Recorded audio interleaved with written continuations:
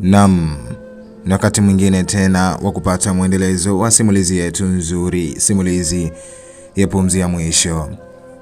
Simulizi hii imeandikwa na Amza Stories na inasimuliwa na Amza Stories mwenyewe. Unaweza kunipata WhatsApp kwa namba 0765555641. Lakini pia kwenye mitandao ya kijamii inapatikana kwa jina hilo hilo la Amza Stories. Unaweza kaniandikia chochote, maoni, ushauri, nitakusikiliza. Wacha tuendelee na simulizi hii nzuri.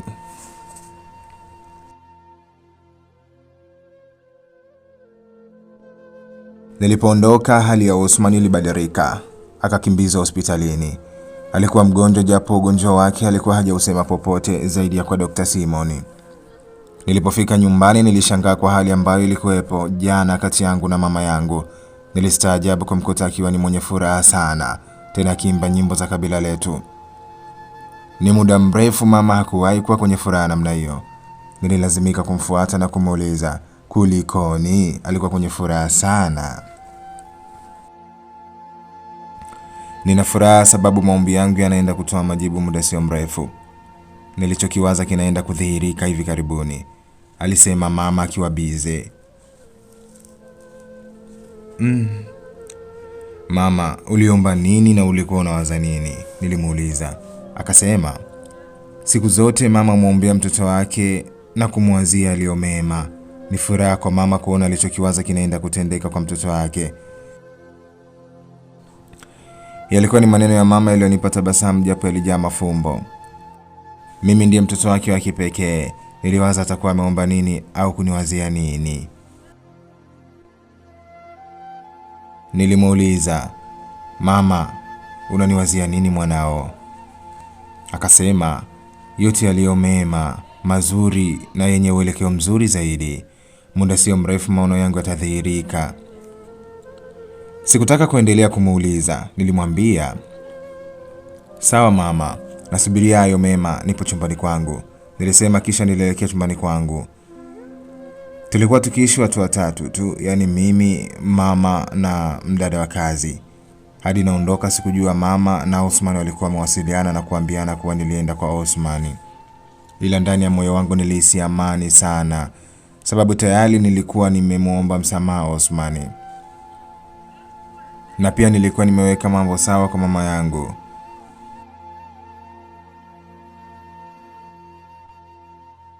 Siku zilipita. Niliendelea na kazi. Mapenzi yangu kwa Moses yaliendelea bila tatizo lolote lile. Tena alikuwa akininyenyekea sana, tofauti na mwanzo. Kazi ziliendelea pia kule kwenye kampuni ya Osman. Niliendelea kupata uzoefu, huku ukaribu kati yangu na Osman ukizidi kuongezeka.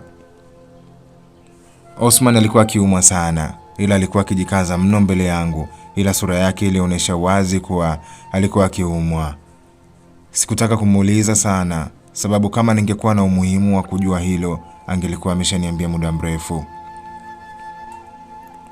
Alinipeleka sehemu mbalimbali, ndani na nje ya nchi. Alinifundisha vingi sana Osman. Namna tulivyokuwa tumezoeana, kama ikitokea umetuona kwa mara ya kwanza, ingekuwa rahisi zaidi kusema kuwa sisi ni wapenzi. Osman alikuwa akijaribu kunionyesha hisia zake, lakini hakusema moja kwa moja kwa kinywa chake.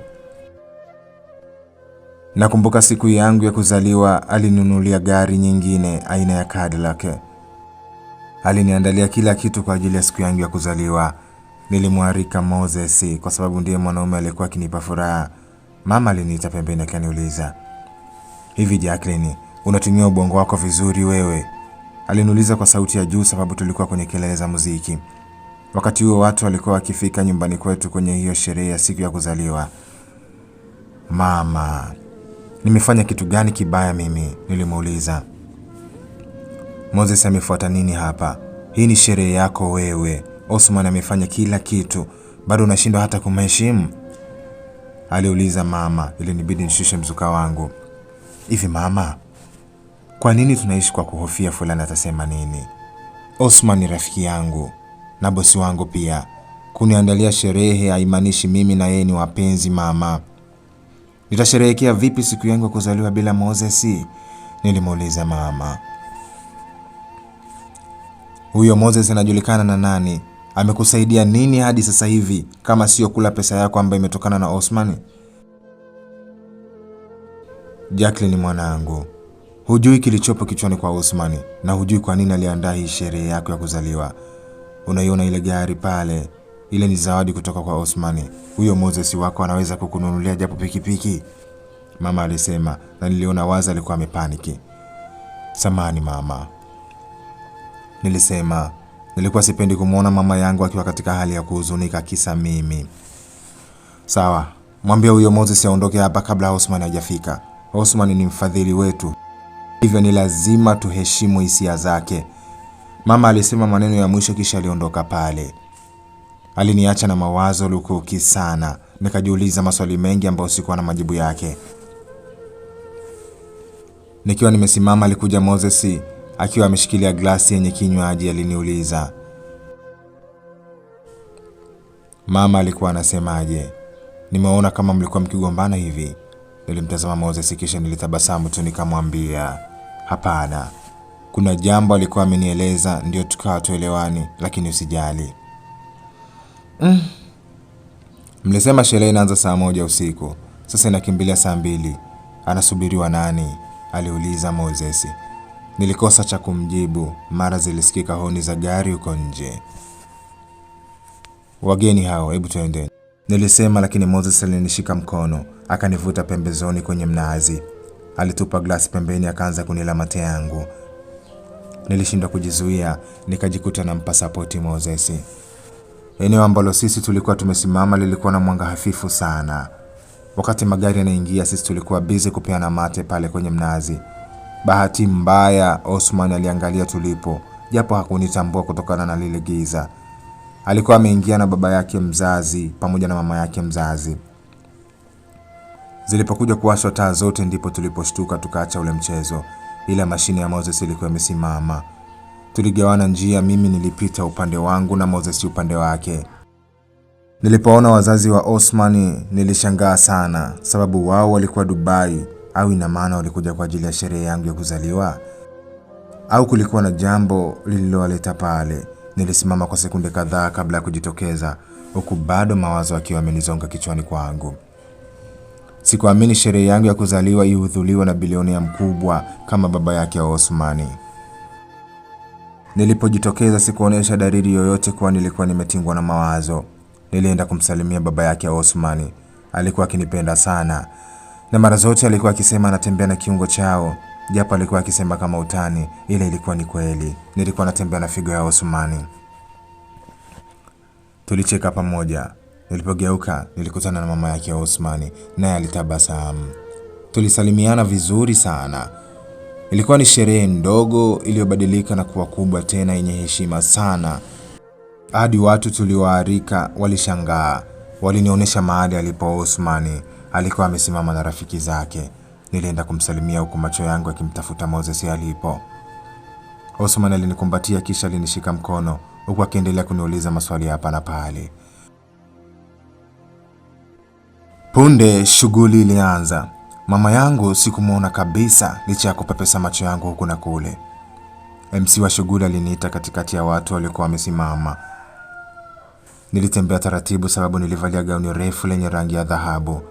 Nijisifie tu, maana ukisubiria kusifiwa hapa duniani utazeeka. Nilipendeza mno. Leo ni siku nzuri na yenye baraka kutoka kwa Mungu. Ndugu yetu Jacqueline leo ametimiza miaka 28. Bahati iliyoje kwake ni kwamba sherehe yake imehudhuriwa na bilionea ambaye ndiye baba wa Osman, ambaye pia ameandaa shughuli hii kwa ajili ya Jacqueline, alisema MC, kisha watu walipiga makofi mengi sana. Bado nilikuwa nikiangaza macho yangu kumtafuta Moses. Bahati nzuri nilimwona akiwa amesimama nyuma akiwa anaangalia tukio lilivyokuwa likiendelea. Nilitabasamu tu ili mambo yaende, ila nilipoteza uwezo wa kujiamini kabisa. MC aliendelea, namkaribisha Osman Dhabi aje mbele atuambie siku ya leo amemwandalia nini Jacqueline. Basi makofi mengi alipigwa. Bilionea Mzee Dhabi naye alikuwa akifurahi pamoja na mke wake hapo. Ndipo nilipomwona mama yangu akiwa amesimama kando ya familia hiyo ya kitajiri. Mama alinipa ishara ya kukubali kila kitachotokea pale. Nilishindwa kumuelewa ni kwa nini nikubali, kwa sababu sikujua kilichotaka kwenda kutokea. Osman alipofika karibu na mimi alisema, wakati nakutana na Jacqueline kwa mara ya kwanza, nilimwona ni mwanamke msumbufu, asiyejali, mkorofi, lakini nilivyokuja kumuelewa niligundua ni mwanamke wa tofauti sana, alisema Osman. Wote walipiga makofi, hata mimi nilitabasamu, maana nilikumbuka jinsi nilivyokutana na Osman. Kuanzia kwenye pikipiki hadi kwenye mvua, nilijikuta nikicheka. Kwa muda mfupi amenitengenezea kumbukumbu zisizofutika katika maisha yangu. Leo kwenye siku yake ya kuzaliwa, nilifikiria ni zawadi gani naweza kumpa ili afurahi. Niliona nimnunulie gari aina ya Cadillac Escalade ya mwaka 2021. Shangwe ziliibuka pale, makofi yalipigwa sana. Gari hii ina thamani ya milioni 600. Ni zawadi ambayo moyo wangu umeridhia kwake, lakini pia napenda kumuomba Jacqueline, alisema Osman, kisha alipiga magoti akanitazama.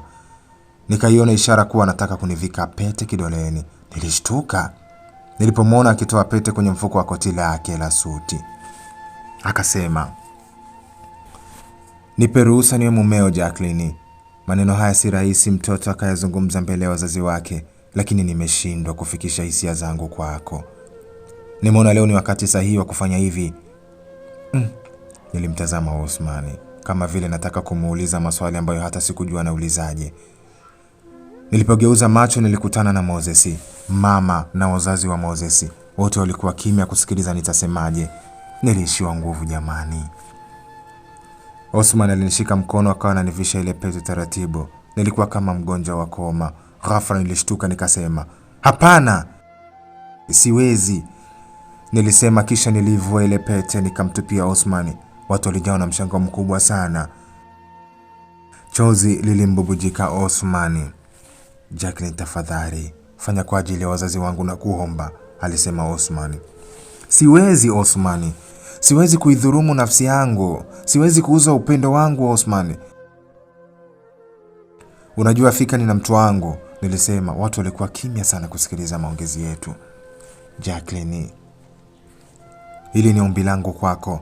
Baada ya hapa sitakuwa na uwezo wa kuomba chochote tena, tafadhali, alisema Osman.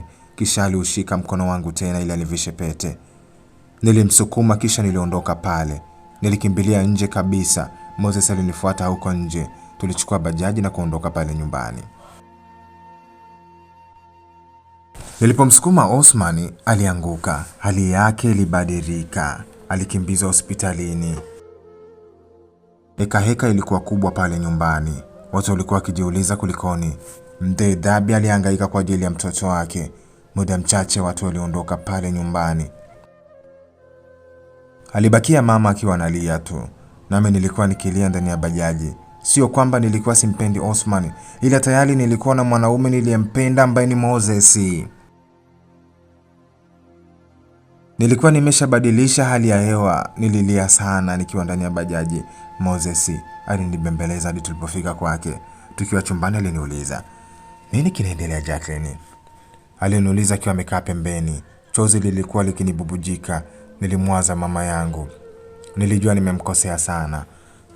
Moses, hakuna chochote kinachoendelea kati yangu na Osman. Nimeshangaa ameita wazazi wake kwenye sherehe yangu ya siku ya kuzaliwa. Isitoshe hakuwahi kuongelea kuhusu mapenzi. Nimeshangaa alipotaka kunivisha pete. Nilisema huko nikiwa najifuta machozi. Simu yangu ilikuwa ikiita sana na alikuwa akinipigia alikuwa ni mama yangu. Niliamua kuizima kabisa. Yule ndio amebadilisha maisha yenu, si ndio? Aliniuliza Moses. Ndio Moses, ni yeye. Haingia akilini mtu aje tu atake kukuvisha pete. Lazima kulikuwa na kitu kilichokuwa kikiendelea kati yenu. Moses, tafadhali, naomba uniamini. Nisingelikimbia kwa ajili yako. Ile ni familia ya kitajiri sana. Kama sio wewe, ningelikuwa nimekubali lile jambo. Ila upo wewe mwanaume nikupendaye Moses, nilisema, kisha nilimwona Moses akitafakari jambo. Kilio changu kilikata, nikawaza labda alikuwa anataka niache. Hebu tuliza akili yako Jacqueline, kesho asubuhi tutaongea jambo moja, alisema Moses. Nilipata muda wa kupumzika sasa.